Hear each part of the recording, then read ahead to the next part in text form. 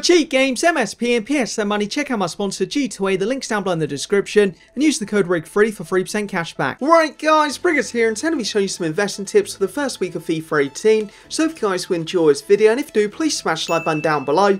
So for Gareth Barry, he's just equaled UniqueRiggers' record for the most Premier League games played ever, and when he plays next, he's going to break that record. He'll most likely get an SBC card for that FIFA 18, so for the requirements, could be similar to his FIFA 17 SBC card when he reached 600 games. So for the squads last year that you had to submit for the first one, it was called Barry's Pass, so potentially this one could come back. So you may need some Villa players, Man City players, and that also require Everton players as well now. And then for Barry's present, which is the next squad, that'd be West Brom players this year. Then for the final squad, no chance that one coming back, but potentially could be like an England squad or maybe a Premier League squad with like a certain rating requirement for it. But for West Brom players, Everton, Man City and also Aston Villa players, can definitely see them being required. So what I'm going to do right now is show you a few of the players who I'd invest in. Right, so I've just been on Footbin, checking the prices from last year when the Barry SBC came out, and based on the prices last year, the Aston Villa players would be the best players to invest in. So for their cards on FIFA 18, don't know the ratings for them yet, but I'm going to tell you what to actually look out for.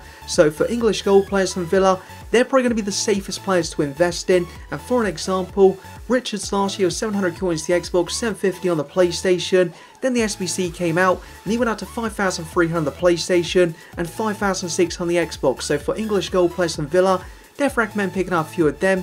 For goal players from other countries for Villa, they're a little bit more risky to invest in because it does depend on the requirements, but if they are actually required, they'll make some good profit as well. So for this guy, he was 550 on the Xbox, 450 on the PlayStation, and he went up to 4K on the PlayStation and 5,100 on the Xbox. And then for bronze and silver players, last year there was no rating requirement, and for these players, they would have actually made you the most profit. But this year, potentially maybe a rating requirement, so they are pretty risky to invest in. But if you can actually use them, these are the cards that will probably make you the most. So for this guy, he was 200 coins to the Xbox, 300 on the PlayStation.